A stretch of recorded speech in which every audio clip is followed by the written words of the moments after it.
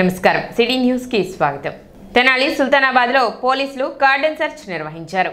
వడ్డెర colony, Sugali colony తదితర ప్రాంతాలలో తెల్లవారుజాము నుండి additional SP Ramanamurthy, DSP Janardhan Rao నేతృత్వంలో ఇళ్లలో సోదాలు నిర్వహించారు.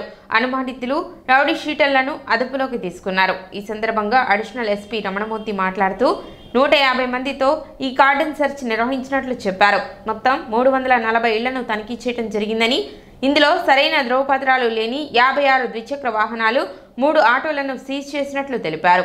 6 రౌడీ షీటర్లను అదుపులోకి తీసుకున్నట్లు వెల్లడించారు. జిల్లాలో రౌడీయిజాన్ని నియంత్రించేందుకు ఎస్పీ ఆదేశాల మేరకు కార్డన్ సెర్చ్లు నిర్వహిస్తున్నట్లు తెలిపారు.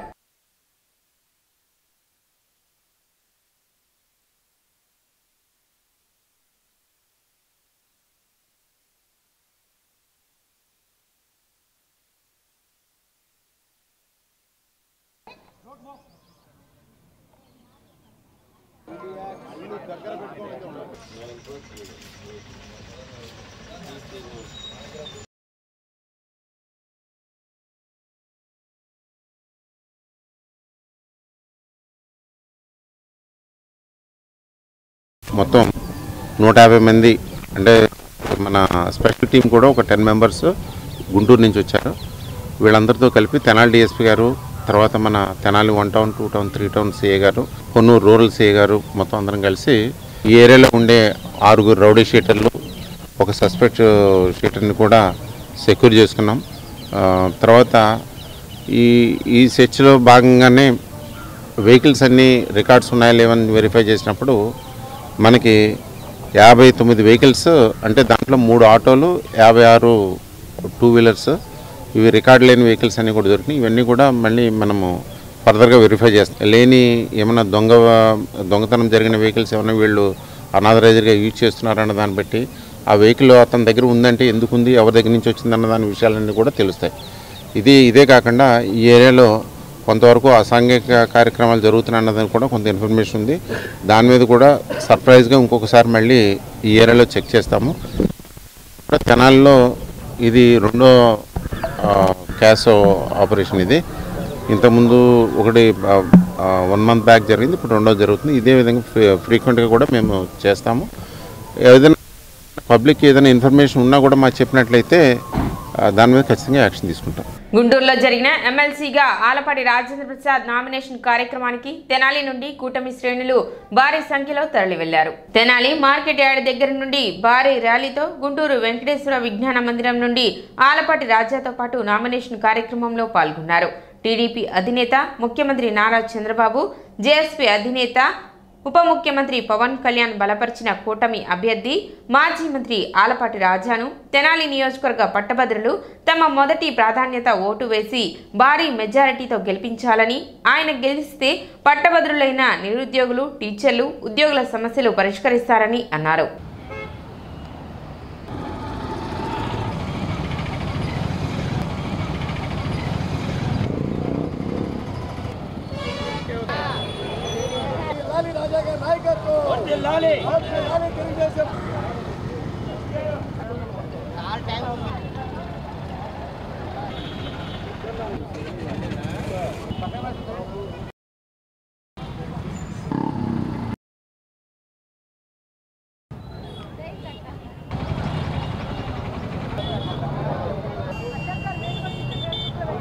ఎంత దూరం అనిపించింది.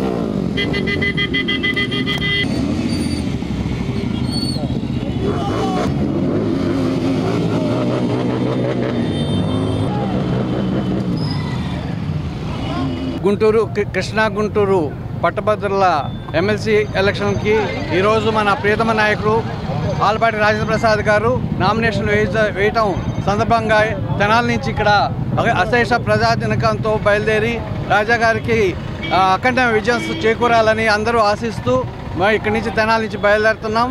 అట్లాగే కృష్ణా గుంటూరు జిల్లా పట్టభద్రుల గ్రాడ్యుయేట్స్ ఉద్యోగస్తులు కానివ్వండి అంతా ఎమ్మెల్సీ ఎలక్షన్లో పాల్గొని రాజా గారికి అఖండ మెజార్టీగా రావాలని మనస్ఫూర్తిగా కోరుకుంటున్నాం. మన ప్రీతమ నాయకులు గౌరవనీయులు మాజీ మంత్రివర్యులు శ్రీ ఆలపాటి రాజేంద్ర ప్రసాద్ గారి నామినేషన్ సందర్భంగా మరి ఉమ్మడి అభ్యర్థిగా ఆయన మరి ఈ రోజున నామినేషన్ వేస్తూ ఉన్నారు.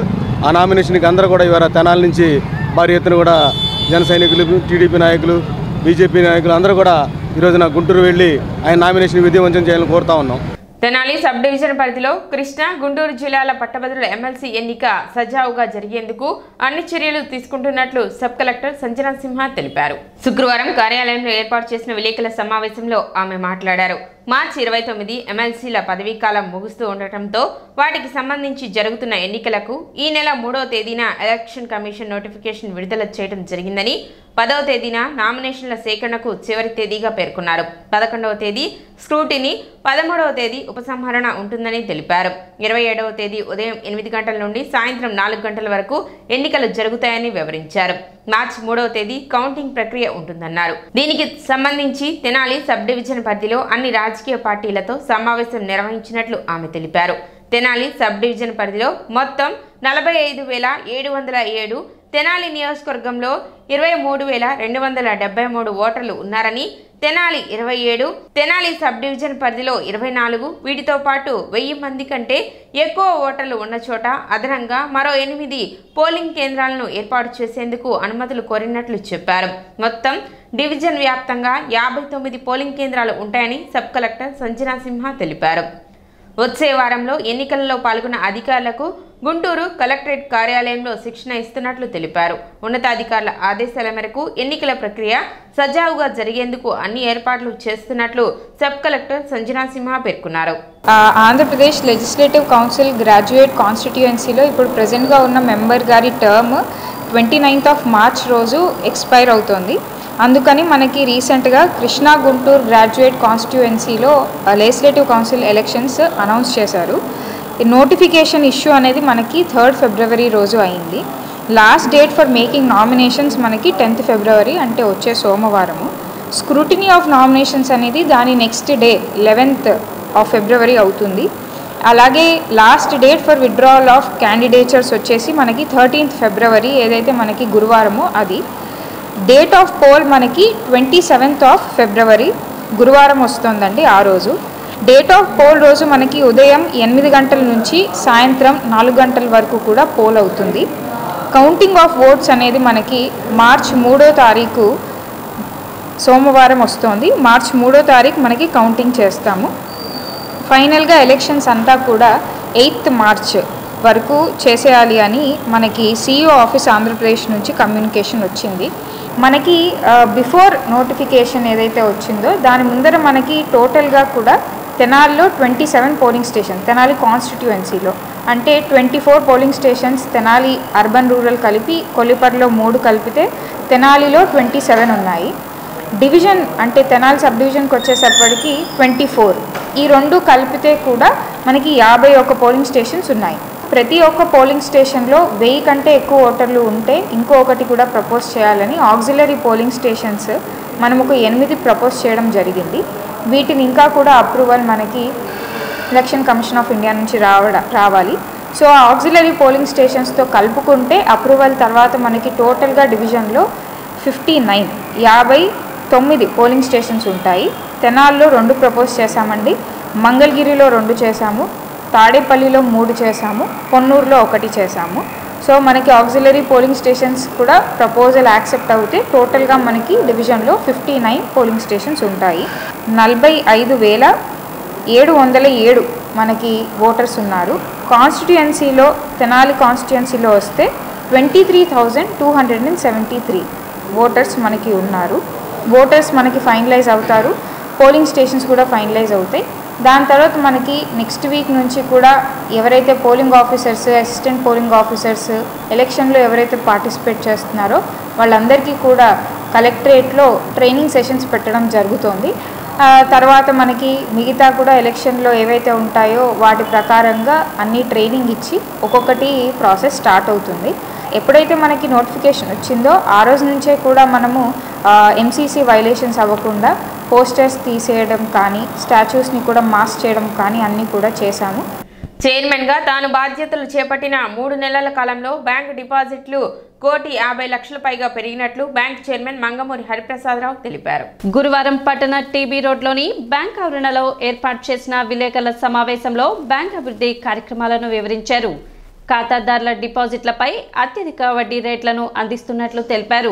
0.79 స్వల్ప వడ్డీకి బంగారు రుణాలను ఇస్తున్నట్లు తెలిపారు. ఫిక్స్డ్ డిపాజిట్లపై ఇచ్చే వడ్డీ 1 సంవత్సరం పైబడిన వారికి 9% వడ్డీ ఇవ్వడం జరుగుతుందని, అదేవిధంగా ప్రభుత్వ ఉద్యోగస్తులకు వ్యక్తిగత రుణాలు, ఇళ్లు, ఖాళీ స్థలాలపై స్వల్ప వడ్డీకి అందిస్తున్నట్లు పేర్కొన్నారు. ₹1,00,00,000 పైగా మొండి బకాయిలను వసూలు చేసినట్లు చైర్మన్ హరిప్రసాదరావు వివరించారు.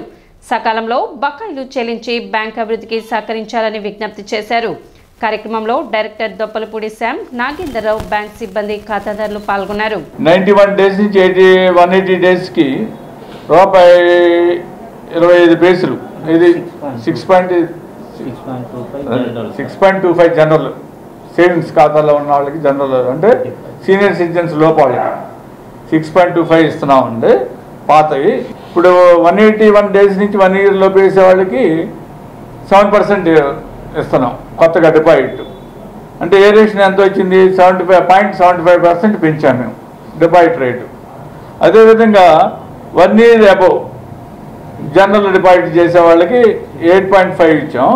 గతంలో 7.75 ఇచ్చారు ప్రభుత్వం, గత ప్రభుత్వంలో. ఇప్పుడు నేను 8.50 చేశాను డిపాజిట్ల మీద.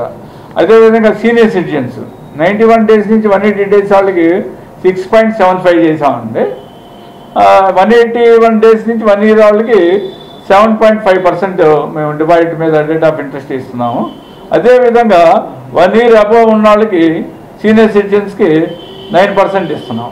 కనుక మా ఖాతాదారులు, డిపాజిట్దారులు ఈ అవకాశాన్ని వినియోగించవలసిందిగా కోరుతున్నాం.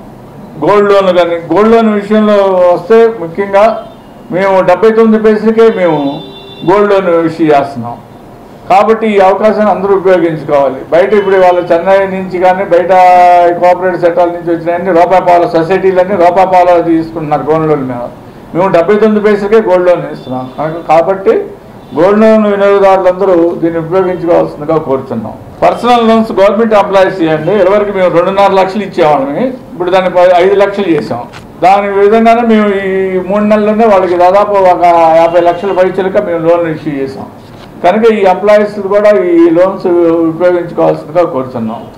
ఈ క్రాప్ బుకింగ్ చేసుకున్న రైతులు తప్పనిసరిగా ఈ కేవైసీ చేయించుకోవాలని ఏడీఏ ఉషారాణి విజ్ఞప్తి చేశారు. తెనాలి వ్యవసాయ సబ్ డివిజన్ పరిధిలో ఇప్పటి వరకు 49,000 ఎకరాలు ఈ క్రాప్ బుకింగ్ చేయడం జరిగిందన్నారు. అయితే ఈ కేవైసీ చేయించుకున్న రైతులు మాత్రమే 100% ఈ క్రాప్ బుకింగ్ పూర్తయినట్లు తెలిపారు. దుగ్గిరాల 80, కొల్లిపర 88, తెనాలి 85% నమోదైనట్లు వివరించారు. మిగిలిన రైతులు వారి పరిధిలోని రైతు సేవా కేంద్రాలలో ఈ కేవైసీ చేయించుకోవాలని ఉషారాణి విజ్ఞప్తి చేశారు. తెనాలి సబ్ డివిజన్ పరిధిలో ఉన్నటువంటి తెనాలి మండలం, దుగ్గిరాల మండలం, కొల్లిపర మండలంలో జొన్న, మొక్కజొన్న అలాగే మినుము 49,800 ఎకరాల్లో ఇంత విస్తీర్ణంలో సాగు చేయటం జరిగింది. ముఖ్యంగా మనం 3 మండలాల్లో చూసుకున్నట్లయితే 25,000 ఎకరాల్లో మొక్కజొన్న, 20,000 ఎకరాల్లో జొన్న, అలాగే 9,800 ఎకరాల్లో మనకు మినుము, పెసర సాగు చేస్తున్నారు. అయితే ఇందులో భాగంగా ఈ 49,800 ఎకరాల్లో మనం ఈ క్రాప్లో బుక్ చేయటం జరిగింది. ప్రతి రైతు యొక్క పొలమును అలాగే విస్తీర్ణాన్ని ఈ క్రాప్లో మనం రికార్డ్ చేసుకోవటం జరిగింది. అయితే రైతులందరికీ మనవి ఏంటంటే మీది ఈ క్రాప్ అయింది, కానీ మీరు వెళ్ళి తంబేస్తేనే ఈకేవైసీ కంప్లీట్ అయితేనే మీ పంట నమోదు కార్యక్రమం అనేది 100% సక్సెస్ఫుల్గా కంప్లీట్ అవుతుంది. కాబట్టి మన 3 మండలాల్లో చూసుకుంటే యావరేజ్గా దుగ్గిరాల మండలంలో 80%, అలాగే కొల్లిపర మండలంలో 88%, మన తెనాలి మండలంలో 85% ఈకేవైసీ కంప్లీట్ అయింది. మిగిలిన రైతులందరూ కూడా దయచేసి వెళ్ళి మీ రైతు సేవా కేంద్రాల్లో ఈకేవైసీ అనేది మీరు కంప్లీట్ చేసుకోవాల్సిందిగా మనవి చేస్తున్నాం. సిటీ న్యూస్ ఇంతటితో సమాప్తం. నమస్కారం.